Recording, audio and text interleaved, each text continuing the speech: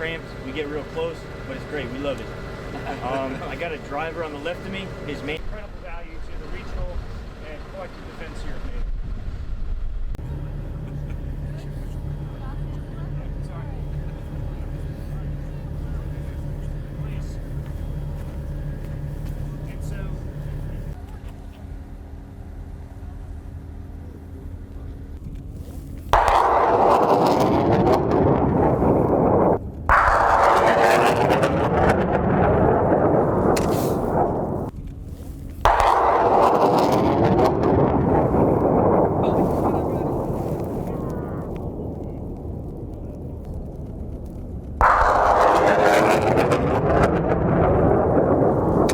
Mūsų specialistams taip pat išmokti ir valdyti transporto priemonę, ir daryti aprūpinimą sistemai, mokėti ją užtaisyti, pertaisyti, mokėti šalinti mažus gedimus, mokėti sureguliuoti, pervesti iš žygio pozicijos į ugnies poziciją ir taip toliau. Yra visas spektras dalykų, kuriems jie ruošiasi.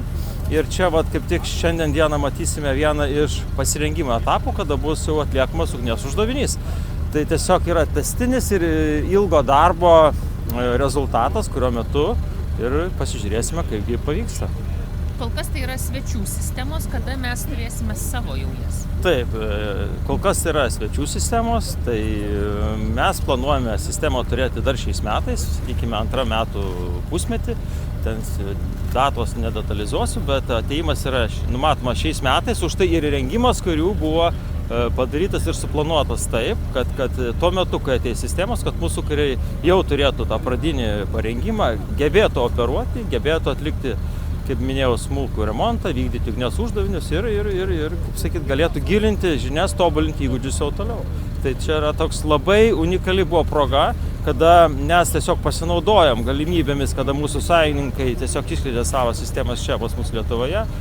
Tai nereikėjo tokiu atveju važiuoti į, sakykime, Vokietiją ar kitur, kur yra tokios sistemos ir ten imti kursus, ten kalbėti su sąjungos ir ten treniruotis. Tai buvimas sąjungų čia palengvina mums, patį rengimosi procesą. Kita vertus, buvimas sąjungininkų čia, vėlgi, tai yra atgrasimo žinutė siunčiama ir į rytus, Rusijai, Baltarusijai ir aiški demonstracija mūsų kariams, kad mes ne vieni, sąjunga yra čia ir jeigu reikėtų panaudoti tas sistemas, jas sėkmingai jas panaudoti. Ar jūs galite patikslinti, atsiprašau, kiek šūvių bus atliekama iš jūsų? Tai šūvius matysite, skaičiuot galėsite, bus keletas šūvių atlikta. Ten mokamaisiais šaudmenim ir galėsite pajusti tą įspūdį, tą garsą ir matyti, kaip visą tai daroma. Estai taip pat yra išbandę HIMARS sistemą, bet matom, kad čia ir Latvių yra. Ar jie iš mūsų kartu mokysimės, ar pas juos irgi? Tai estai turi tokias sistemas ir čia kaip tik irgi vyko mūsų šalių bendradarbiavimas, kada estai įsigijo šitas sistemas ir baigė rengimą. Kaip tik mes susitarėm, kad atvyktų sąjungininkai pas mus, nes estai jau turi ir mes taip pasidalinom tą galimybę, to resursų, kad sąjungininkai galėtų būdami Baltijos valstybėse, būti dabar jau Lietuvoje, o ne Estijoje ir padėti mums parengti mūsų bateriją, nes estai mūsų broliai jau turi. O Latvijai kaip dabar čia matom? Reikia su Latviais kalbėti apie tai. Kokios sistemos apskritai yra išskirtinės ir galbūt pranašesnės, būtent kodėl mūsų kariuomenei jų reikėtų? Ne, tai pirmiausia reikia suprasti, kas tai per sistema. Tai yra divizijos lygio, artilerijos sistema, salvinė sistema. Ir jinai pranašesnė arba jos esmė yra ta, kad yra didelio nuotolio, ilgojo nuotolio artilerinė sistema, šaudanti labai skirtingomis raketomis arba skirtingais tipais šaudmenų, skirtingais nuotoliais. Tai jeigu tradiciškai brigados yra apginkluotos 155 mm artileriniam haubicom, tai mes kalbam čia apie gerokai didesnį nuotolį, apie didesnę įvairovę šaudmenų. Tai mes, galime ir iš toliau pasiekti prieš artėjantį ir naikinti skirtingus, taikinius, tiek susitelkusius, tiek stacionarius apkasuose, tiek judančius sutelktus taikinius, didelės priešo sankaupas. Tai yra visiškai kito lygmens ginklas, divizijos lygmens ginklas, ilgo nuotolio ginklas ir gerokai pastiprinantis kovinę galią mūsų divizijos, lietuviškos divizijos, mūsų Lietuvos kariuomenės. Vis tiek kalbam apie 15 km, ar ne? Oi ne, kalbam, ne. Tai Tai šitos sistemos gali šaudyti mokomaisiais šoviniais, mes šnekam nuo 8-15 km ir tada priklausomai nuo šaudmenų tipo mes kalbam apie 70-80 km, su kitais tipais net galime 150, 300 ir taip toliau, ir kitų atstumų aš tiesiog neįvardinsiu. Tai yra ilgojo nuotolio ginklas, 10 kartų lenkiantis jūsų paminėtą skaičių. Šaudami vandenį, todėl kad neturim dar poligonų tokio dydžio.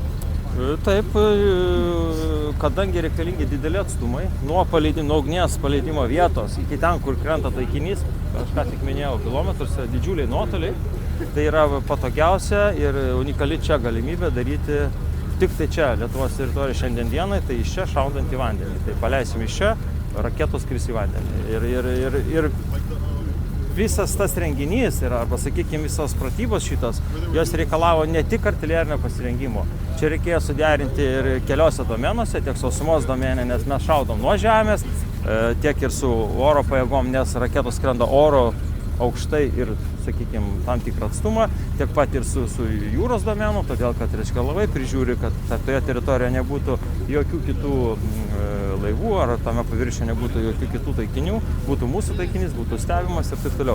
Tai didelis darbas atliktas, kariai yra pasirengę ir belieka tik tai pasižiūrėti, kaip jam pavyks, o tikimės, kad pavyks gerai. Sausumos pajėgų vadovybė, salvinės artilerijos baterijos vadas, majoras Justinas Čekanauskas. Noriu pabrėžti, kad tokio tipo renginiai kartu su sąjungininkais iš Jungtinių Amerikos valstijų, kurie jau yra įvaldę HIMARS sistemas, yra didelės pridėties vertės turintys renginiai. Tai yra signalas, kad ne tik gebėsime apginti savo šalį, bet ir veikti bendrame Europos ir NATO kontekste. Šių sistemų įsisavinimas, parodymas agresoriams, tai yra atgrasimas ir kaip minėjau, pasikartosiu, savos šalies gynybai skirtas didelis įrankis, kuris išplečia mūsų pajėgumą iki 300 km į priekį nuo mūsų pozicijų, daryti įtaką aukštos vertės taikiniams. Kalbant apie bendrą rengimą kartu su amerikiečiais, su šia rotacija Lietuvoje nuo rugsėjo mėnesio turėjome daug rengimo, pradedant rengimu, teoriniu rengimu klasėse ir baigiant koviniais šaudymais.